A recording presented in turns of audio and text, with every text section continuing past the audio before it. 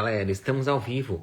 Pessoal, hoje o tema é excelente. Hoje a gente vai pegar e vai falar sobre uma coisa que fez uma diferença violenta no tratamento de qualquer paciente diabético. Foi um dos grandes patamares que teve no tratamento, tá? Então já tá chegando aqui ao redor, já dá um sinal de vida, já compartilha essa live com quem você sabe que precisa tratar esse tipo de coisa, está na dúvida, tá? Hoje eu vou falar sobre pressão negativa, tá?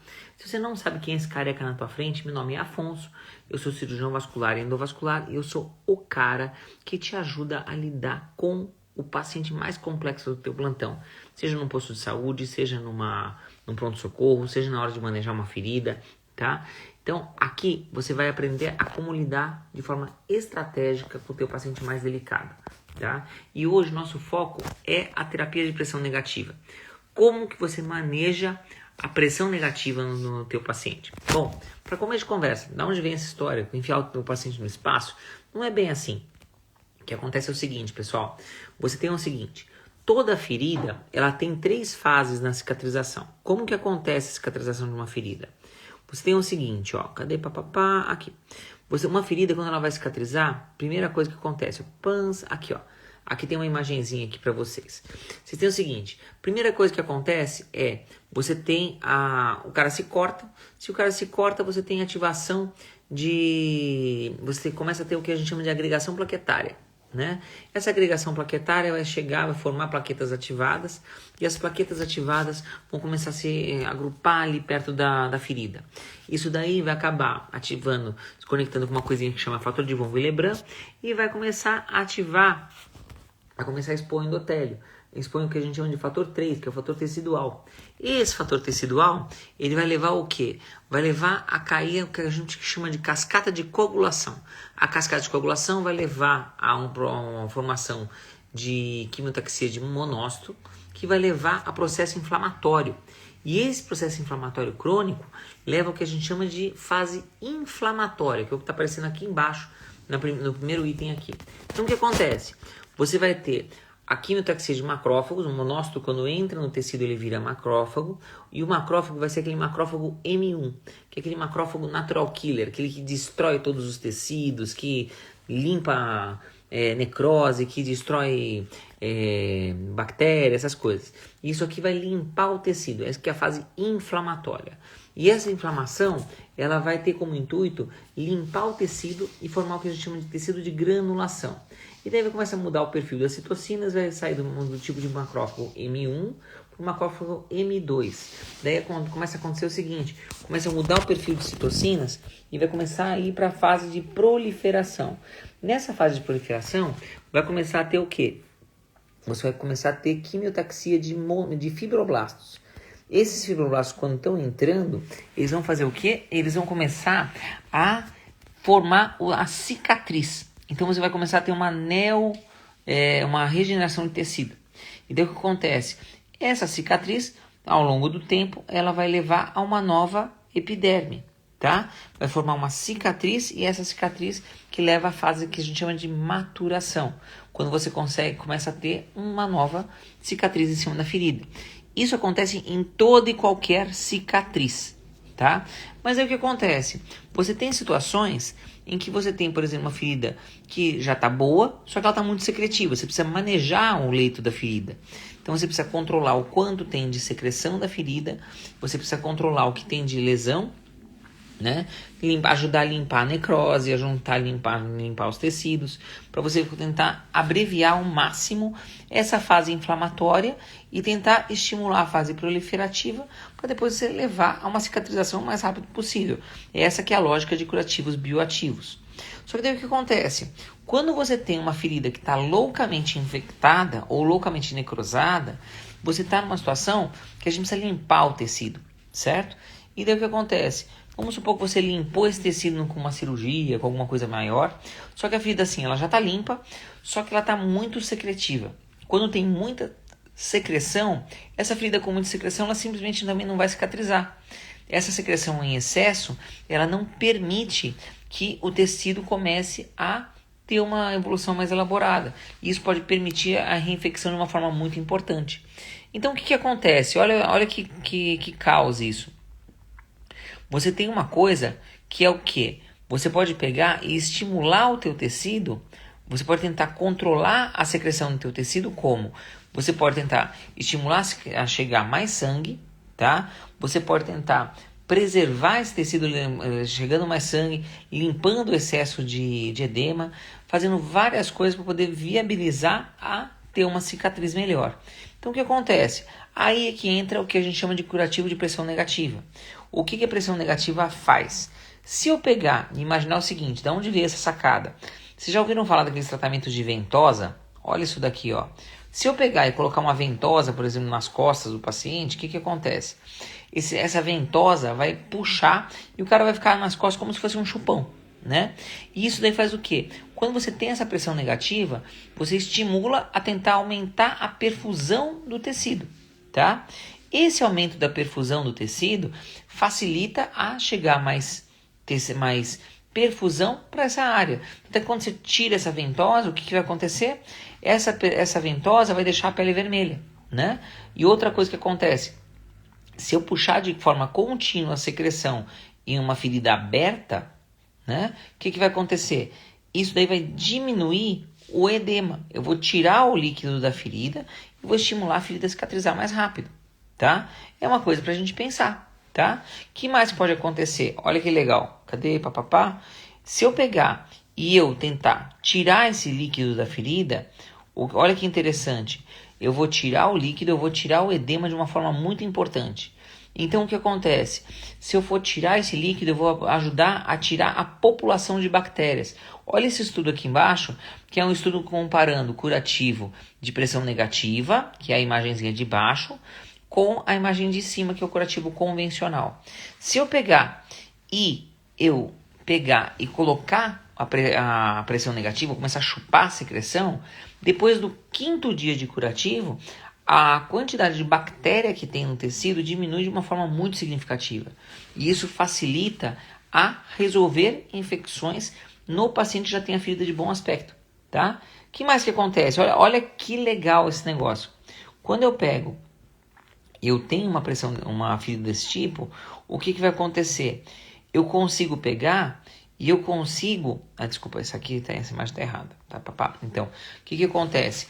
Eu consigo mudar a arquitetura da célula na hora que eu puxo, e esse mudar a arquitetura da célula faz o quê? Estimula a aumentar a quantidade de mitose. Você aumenta a regeneração do tecido. Você forma o tecido de granulação de forma mais rápida. Você consegue aumentar em até 4 vezes a velocidade da granulação, tá? Então olha que interessante. Você consegue pegar e você consegue diminuir a população de bactéria, você consegue tirar um inchaço, você consegue controlar a quantidade de líquido, você consegue diminuir a população de bactéria da ferida. E outra coisa que você consegue fazer também é o quê? Quando você coloca um curativo com pressão negativa, você chupa o tecido. E geralmente o que a gente coloca? A gente coloca uma espuma ou uma gaze, alguma coisa lá dentro. E quando você faz a pressão negativa, o que vai acontecer? Essa pressão negativa vai contrair a ferida. Quando ela contrai a ferida, ela estimula a cicatrizar mais rápido. É como se eu estivesse apertando as bordas para forçar a cicatrização de uma forma mais rápida. Olha que legal essa sacada. Então, o curativo de pressão negativa, ele tem todos esses benefícios. E quando a gente junta isso num método de tratamento, ele vai te ajudar bastante, tá? Só que daí o que acontece? Que nem a gente estava falando naquelas fases da cicatrização. Quando está indicado o curativo de pressão negativa? A gente tem o seguinte, ó. Você tem o que a gente chama de... cadê papapá? Aqui, ó. Você tem o seguinte, você tem as fases da ferida. No começo aqui no preto você tem uma ferida necrosada. Você começa a ter... você limpou a ferida, vai ficar uma ferida... A quantidade de secreção vai aumentando. Olha o padrão de umidade como vai indo. Conforme vai limpando o tecido, no começo a ferida está muito inflamada, que é esse amarelo e esse vermelho. Então o que acontece? Ela está tão inflamada, mas tão inflamada, que ela vai soltar muita secreção. E esse aumento de secreção ele vai dificultar a cicatrização da ferida. Qualquer dúvida, qualquer coisa, joga no chat aqui, tá, galera? Então, o que acontece? Onde está esse verdinho aqui, que é a área mais vermelhinha, que é o final, depois que você limpou, que ainda está muito secretivo, ou na fase inflamatória, quando já está com o tecido com aspecto melhor, nessa fase que tem a indicação de eu entrar com o vácuo. Tá? Não tem sentido eu tentar chupar a secreção num tecido que está necrótico, porque ele não vai formar tecido de granulação. Não tem sentido eu colocar lá na frente onde já tem cicatriz. Tá? Então o que acontece? Eu consigo pegar e consigo entrar com um tipo de curativo que estimula a cicatrizar de uma forma muito rápida. Tá? Então, quanto melhor for o tecido, melhor vai acabar evoluindo com a cicatrização. Só que daí o que acontece? Eu puxo, eu coloco uma pressão negativa, certo? Se eu puxar pouco, talvez não tenha grandes respostas. Se eu puxar demais, o que acontece? Eu começo a lesar esse tecido. Então, você tem o que a gente chama de janela terapêutica, tá? Então, a gente tem que colocar de uma forma programada, tá? E como que a gente define a pressão? Tem vários estudos mostrando isso. Então, aqui, ó, tem uma meta-análise que avalia qual a pressão, quanto de pressão que eu coloco e qual o resultado, tá? Então a gente tem uma janela de pressão terapêutica entre menos 80 milímetros de mercúrio, tá? E menos 150, tá? Se eu colocar uma pressão muito negativa, eu vou começar a machucar o tecido, que é o que está mostrando ali, tá? Se eu colocar muito pouca pressão negativa, eu não vou ter esse resultado, tá? Então é com base nisso que a gente usa aparelhos que levam a pressões controladas. Ou então, se eu quiser, por exemplo, aumentar a quantidade de granulação, o que eu posso fazer? Eu posso ficar ligando e desligando o aparelho de uma forma intermitente, para aí sim eu massagear esse tecido e estimular a cicatrizar mais rápido. É uma outra coisa que a gente faz. Então tem a forma contínua, tem a forma intermitente e tem o que a gente chama de pressão variável, tá? Então, isso é uma coisa que a gente tem que levar em conta. Tá? Então, para vocês terem uma ideia de como que funciona, no paciente que está muito grave, que tem uma secreção, uma ferida muito secretiva, paciente mais grave, paciente numa situação em que está evoluindo com um quadro mais séptico, mas você conseguiu resolver o quadro, você consegue lançar mão da pressão negativa. Olha que legal, mostrar para vocês um caso, que eu tenho uma evolução um pouco mais tardia, para vocês verem como que funciona. Olha que tragédia, tá? Você tem um caso assim, ó. Chega para mim um senhor de uns 48 anos, diabético tipo 1, instável hemodinamicamente, com um HB de 6, 30 e tantos mil de leuco, oscilando no nível de consciência, função renal já alterada, já com sinais de sepse, com lesão de órgãos-alvo, tá? Quando eu fui olhar, o cara tinha esse tipo de aspecto aqui, que ele tinha crepitação desde o pé até a face lateral da coxa. Olha o padrão do edema que esse cara tem. E esse edema é crepitando. Crepitando é o que a gente chama de seria uma infecção por anaeróbio. Nesse caso em especial, é uma fasciite necrotizante. Olha a diferença do edema da perna desse paciente, tá? Desde a raiz da coxa, tá? Então, tem uma lesão no pé, que era uma lesão no hálux, que foi subindo até lá em cima. E ela foi correndo pelas fáscias. Olha o tamanho da tragédia. Na hora de abrir, eu vou passar essas imagens meio rápido, tá? Exatamente para não ser chutado daqui do Instagram, tá, pessoal? Tá dando para acompanhar, pessoal? Se tiver qualquer dúvida, joga no chat para mim, tá? Então, o que acontece, ó? Quando a gente foi desbridar, a coleção de pus veio desde o pé, tá? Abrindo a perna, aqui ó, abrindo a perna. Eu tive que ir meio rápido aqui para não ser chutado, tá? Ele desluvou toda a fossa poplítea e aqui tá na face lateral da coxa, tá? Chegando até trocânter, tá? Eu passei rápido as imagens exatamente para não ser chutado, tá bom? Depois eu vou jogar essas aulas, elas vão ficar também aqui vão ficar por enquanto aqui no Instagram e depois elas vão para o YouTube por um tempo, tá bom? E daí o que acontece? A gente chegou, conseguiu tirar o cara da fase aguda, ele sobreviveu. Ele não queria que tirasse a perna de jeito nenhum, ele não aceitava a amputação. Então o que a gente fez?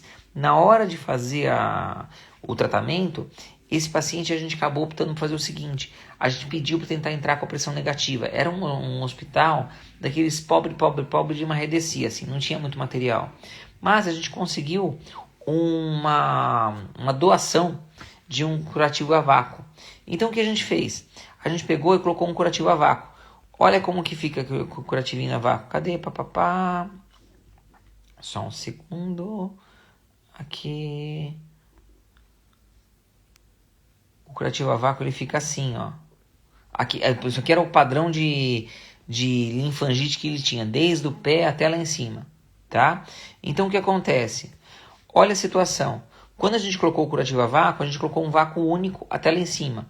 Daí, olha como que evoluiu em só uma semana. Ó, eu vou passar rápido a imagem para você ter uma ideia, tá? Era uma fasciotomia que veio por toda a perna e coxa e desluvando para a face lateral da perna até o trocânter, tá? Eu tô passando rápido aqui para não ser chutado pelo Instagram, tá? E daí o que acontece? Com uma troca do curativo a vácuo, a gente deixou por uma semana. Na semana seguinte, olha como que já estava a ferida.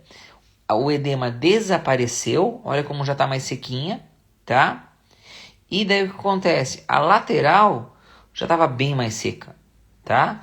E o cara saiu da fase aguda. Eu já estou tirando, eu estou passando rápido essas imagens exatamente para não ser chutado, tá, pessoal? E daí o que acontece? A gente manteve a terapia de pressão negativa, tá?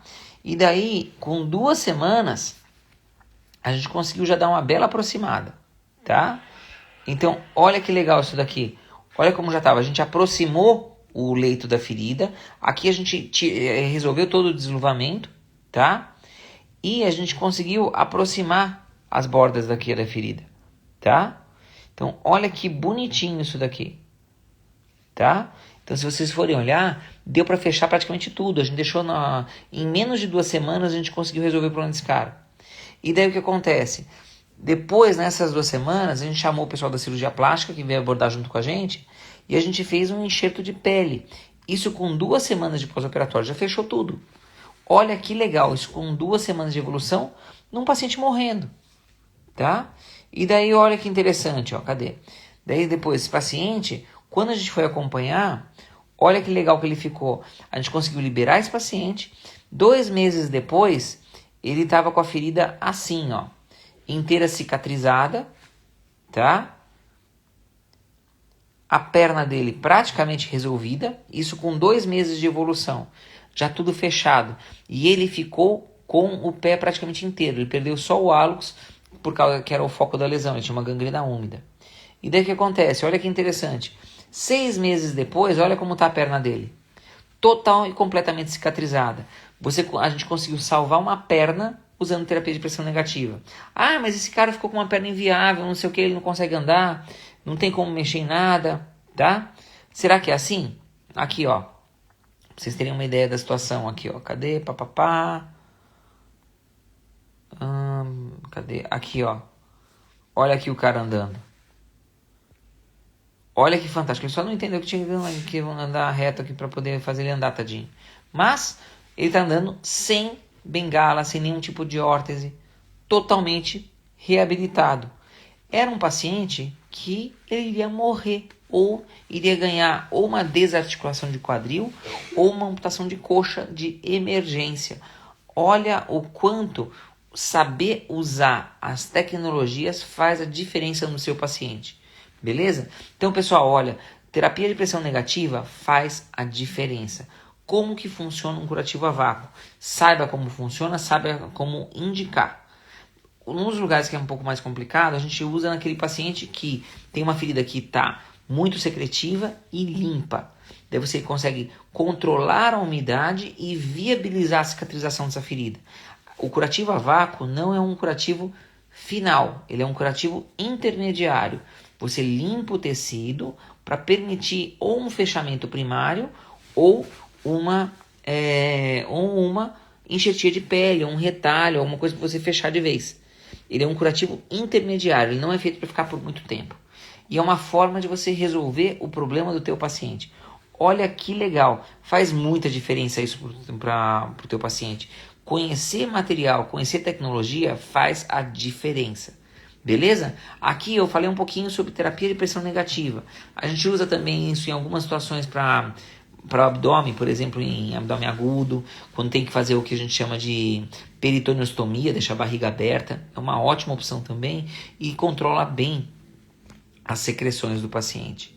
você consegue viabilizar, salvar a vida do teu paciente sabendo lidar com esse tipo de coisa. Ficou alguma dúvida, pessoal? Eu fiz uma live um pouquinho mais curta, mas descrevendo o que você precisa saber sobre o curativo a vácuo, como indica, como funciona e um pouquinho sobre como que é o dia a dia disso.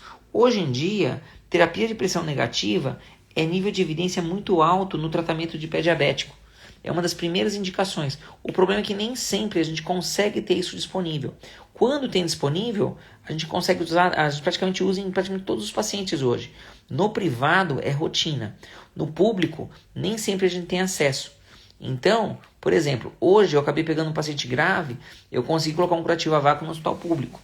Mas nem sempre isso acontece, tá? Então, graças a um caso desses, vale a pena a gente pegar e revisar um pouquinho sobre isso. Ficou alguma dúvida, pessoal? Tem uma galerinha online, tem alguém que quer tirar dúvida aí de alguma coisa sobre vasculares, alguma coisa sobre tipos de curativo, sobre curativo a vácuo, alguma coisa assim? Beleza? Alguém está com alguma dúvida, alguma coisa? Nada?